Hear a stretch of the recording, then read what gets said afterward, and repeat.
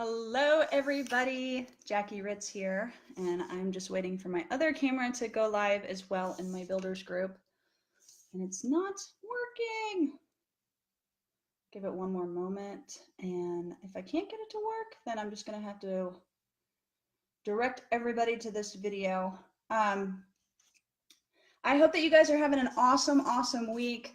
I am so excited to share with you guys a little bit of what has really been speaking to me over the last few days as I've really been getting into this book a little bit more in depth. But not only that, but taking a step back and evaluating on how I can share this information with all of you, because my heart is so heavy for women who feel some of these lies and are going through some of these lies that we all are telling ourselves.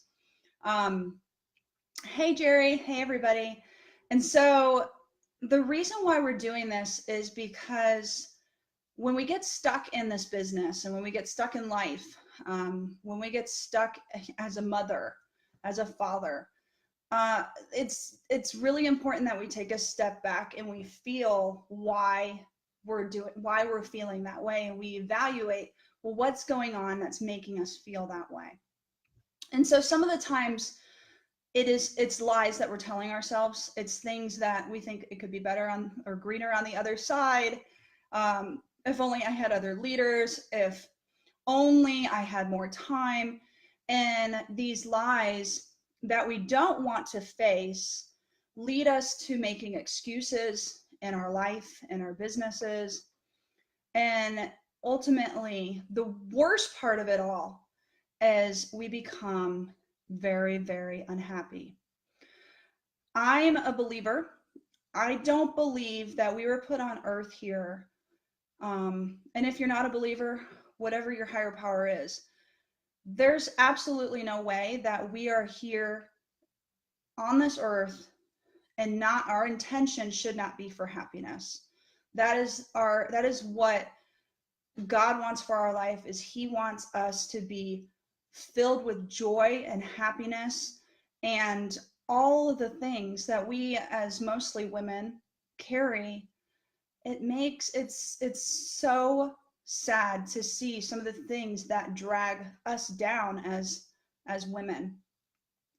I echo like this chapter 1, something else will make us happy. I feel like I wrote this for you guys.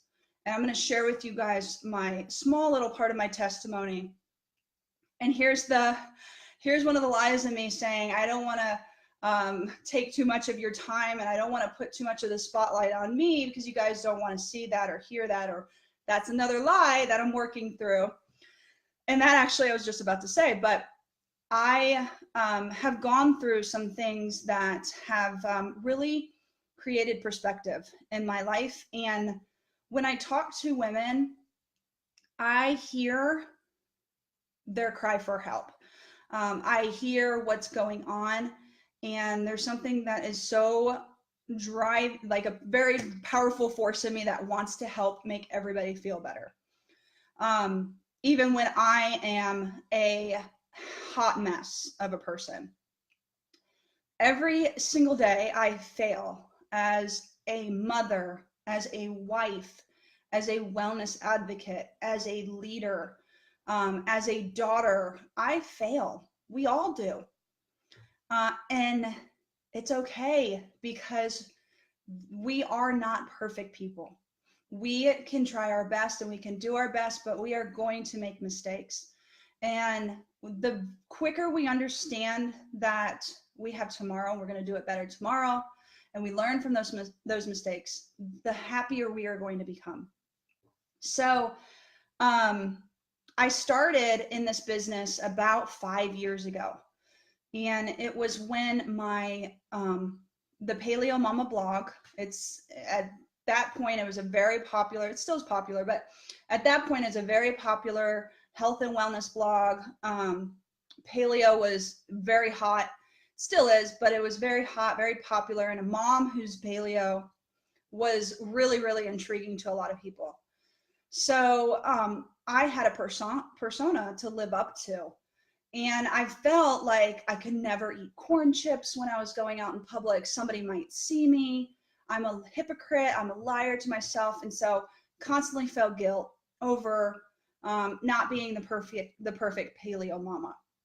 Now, I don't know if that's you. You could apply it to what you feed your kids, driving through Arby's. I did that last week. Driving through Chick-fil-A more often than you want to. And we really beat ourselves up about it as moms. I scream at my children and then I hate myself for it. I've mentioned that to you guys before. I eat cookies. I had a cookie the other night at like 10 p.m. and I put cream cheese on top and then I put chocolate chips on top of that. So I'm not really what I'm trying to share with you guys. And nobody's perfect. Those people that you look up to on Instagram and on Facebook and on blogs and in doTERRA, you know, we follow some pretty popular people on who are presidential diamonds and above. Guys, they are not perfect either. And so I think it's important to really make sure that you understand that, because I want you to know that we're all falling short. Over and over again, we are all going to fail, but the gift is that we get another chance tomorrow. And the gift is that we pick ourselves up and we try better tomorrow. We all live in this society that is saying it's all or nothing. So everything you look at, everything you think about, everything you speak must be perfectly put together, or else you should just quit. And so my question to you is, have you reached that point in your business that you feel like you can't do it as good as Ange Peters, as good as Jackie Ritz? You can't do it as good as Michelle Cannon. You can't do it as good as Essentially Obsessed and The Mermaid Girl. You feel like you can't do it like them, so you feel like a failure, and that is causing you to take a step back from your business. I say, how dare you do that, because you are meant to shine in this. You are meant to be so much more than what you guys are so capable of building a solid doTERRA business. But you have to get out of your mind or you have to get your mindset back into the game and tell yourselves that you can do this, that you are capable, that you build your business in a unique way. You don't have to build it like this person and this person and this person. You can build this business however you want. Some of you feel overwhelmed in life and you've just given up.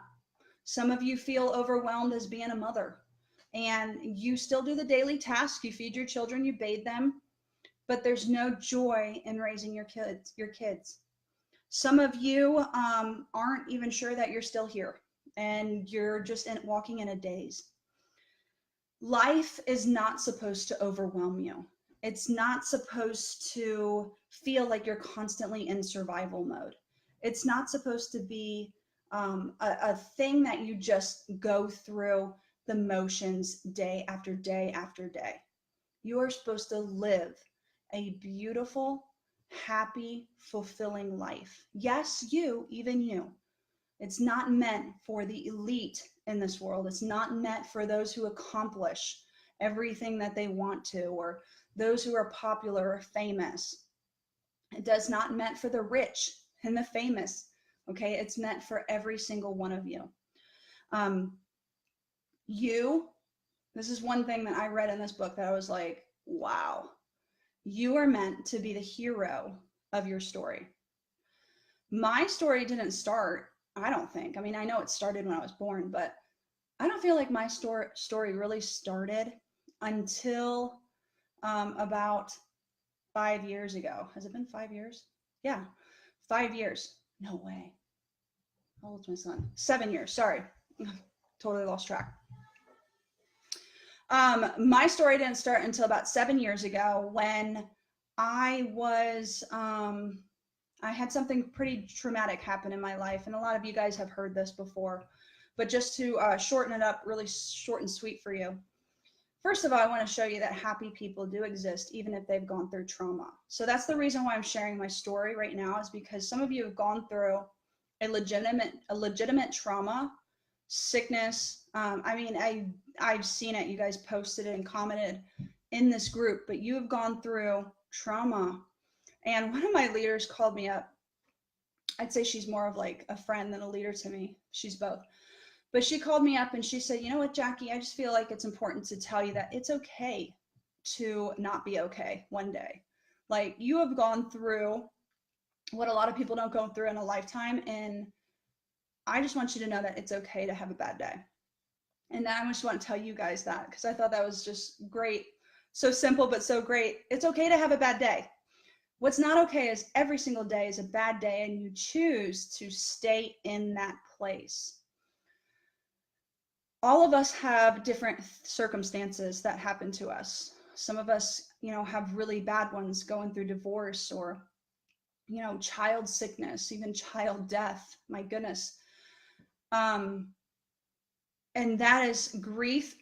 Doesn't even you can't even talk about it really, because nobody can tell you how to feel actual grief. But what you do, so you don't have control of those circumstances that you're going through in your life. But what you do have control of is how you react to those circumstances, how you, what you do after and during, and, the years after those circumstances happen to you. 7 years ago, my sister was dating somebody and he was out for going to school or something. He got hit by a motorcycle, and this motorcycle was going about 120 miles per hour, driving drunk on Friday morning at 9:30. And he was turning left, and the motorcyclist was going straight through the intersection, driving drunk, did not see him, hit the passenger side of my sister's boyfriend's car, and he was killed instantly. My sister could not get through. She had a lapse in judgment, where her grief overwhelmed her so much that she took her own life. And it was a very traumatic thing. I grew up I was a pastor's kid. Great family. If you were the outside looking in, you would say we were the perfect family. And it could have been the end of me, and it would have probably been okay. People would have said, it's okay, she's had something terrible happen in her life, leave her alone. I could have gone into an incredibly deep, dark depression and never come out of it. But I knew somewhere deep down that it was up to me to create the life that I wanted for my family. I didn't want my kids to see me that way anymore. I look back at pictures from when my son was a newborn. That's when this happened. And I don't even recognize myself. I look younger today than I did 7 years ago. And I can definitely tell I look happier.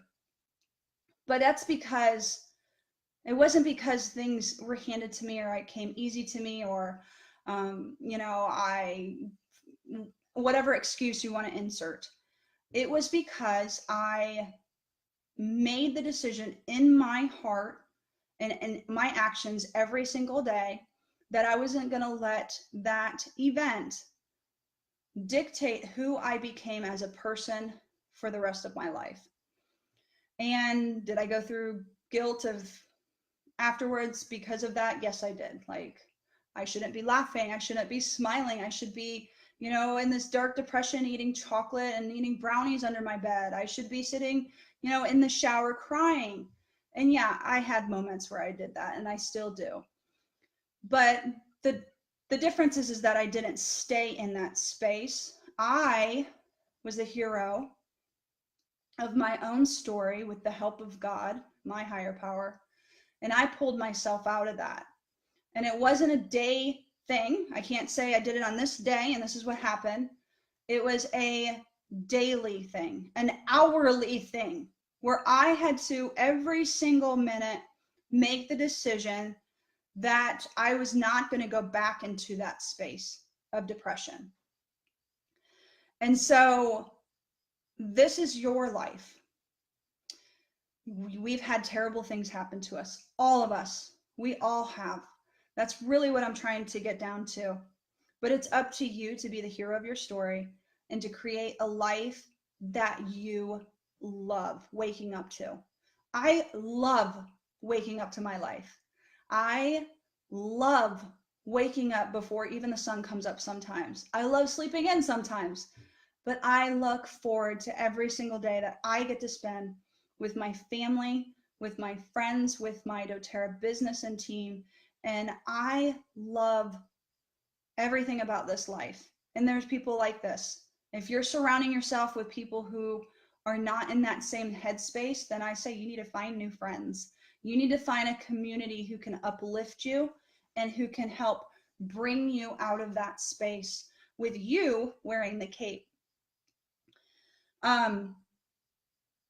During this time, my husband also, right before this happened, my husband was actually about to get deployed again.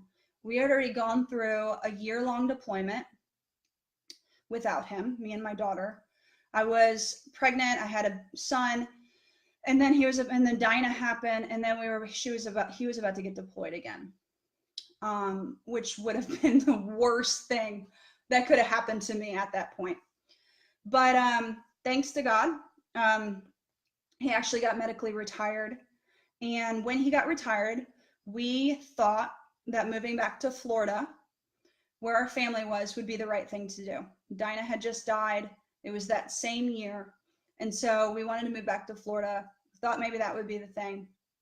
We got to Florida and I was faced with too many reminders, too many memories, too many things of Dinah everywhere, all over Florida. We grew up there for 25 years. So I could not, at that point, I could not stay there. I became unhappy. I became very depressed. I hated seeing my family so in grief. It was really, really hard for me. And then we decided to move. So we packed up. We were there for 6 months and we moved here to North Carolina. We stayed here in North Carolina, been here for a good 3 or 4 years. And then last year, a lot of you guys know, we packed up, put our house up for sale, and we were about to head in the RV, put the house up for sale. And then 11 months into our RVing adventures, we decided to move back home. And at that point, I saw a pattern in myself. And that pattern was, when it gets too tough, when you can't handle it, pack your stuff up and move. And I saw that, when I saw that, I realized that was a pattern not only in my physical place that I'm living, but in almost everything around me. When the business got too hard and I couldn't change anything, I felt like I was not doing anything positive, and I wasn't having an impact on anybody's life, and my leaders they didn't like me, then it was time to just take a step back from this business. When I couldn't get through herbalism school or whatever, you name it, that is a pattern that I started to see in my own life. And this paragraph in this book totally opened up this door for me. It says, moving doesn't change who you are. It only changes the view outside your window. You must choose to be happy, grateful, and fulfilled. If you make that choice every single day, regardless of where you are or what's happening, you will be happy. And I feel like there's so many of you who need to hear that. You can't just pack it up and move on to the next business. Maybe you see that trend in your own life. Maybe you see it and maybe you have similar things that you are now seeing as a pattern in your own life. I want you to tell you that nothing else is going to make you happy until you choose to be happy. I also want to tell you, lots of people have gone through very traumatic things and they still come out okay. Right here. Okay, so you are going to be okay. And the decision that you need to make is you just have to choose, one, to be the hero of your own story, and two, you just have to choose to be happy every single day. When you're engaged, when you're involved, and you're choosing to enjoy your life, it doesn't matter where you are or what business you're in, or frankly, what negative things have been thrown at you. You will still find happiness because it's not about where you are in your business or what rank you are in your business. It matters who you are. We have got to stop defining our success in this business by rank. It is an awful thing, and it causes incredible hurt and lies among us. And every single one of you are not defined by your rank. You are defined by who you are, and you are defined by what you are doing and the amazing things you are doing in your life every single day. And amazing can be getting up and cooking your kids a healthy breakfast, or pouring them cereal because that's all you have time for. We need to quit judging each other as mothers and as co-wellness advocates. We need to quit judging, oh, well, she's been at Blue Diamond for 4 years. Yes, I have. Oh, she's been at Elite for 2 years. So what? That doesn't tell you, and that doesn't tell me anything about who you are. It doesn't tell me what you've gone through, what you've overcome. It doesn't tell me what's on your vision board or what your dreams are. It matters nothing to me. And as stay-at-home moms, as work-at-home moms, as full-time working moms, instead of comparing ourselves to each other, we need to come together and we need to support each other and encourage each other more, instead of just putting each other down all the time or saying, well, you work all the time, so yeah, of course you can do that. Or, well, you're at home all day, so yeah, of course you can do that. And insert whatever you want. So here's some things that in the back of this chapter, and that has also helped me, that I want to suggest as a challenge for you guys for this chapter. Stop comparing yourselves. Just stop it. Comparison is the thief of joy. It will come as a thief in the night and take all and suck all of your joy out of you. Stop comparing yourselves to each other. Number 2, surround yourself with positivity. That is essential. This might mean cutting some people loose in your life that drag you down. It might mean confronting some people in your life that drag you down. It could mean finding a new network of friends, or just surrounding yourself with more people that are like you. I realize that I've got to find a network of people who are similar to me so that they understand some of the challenges that I'm going through.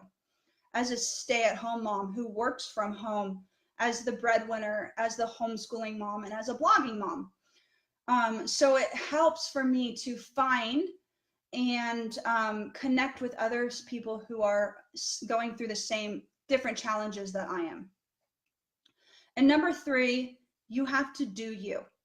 You have to figure out what makes you happy and do more of that. And now this might seem like it mean, do more, like she says in here, have more massages and go to the chiropractor more and go, do all these fancy things more. Instead, it just means just do more things that you enjoy doing. If you enjoy sitting with your dog in the mornings before your kids wake up, do that. If you enjoy going for a run every day, do it and commit to yourself that you're going to do it. But do more things that make you happy, because you are in charge of your own life.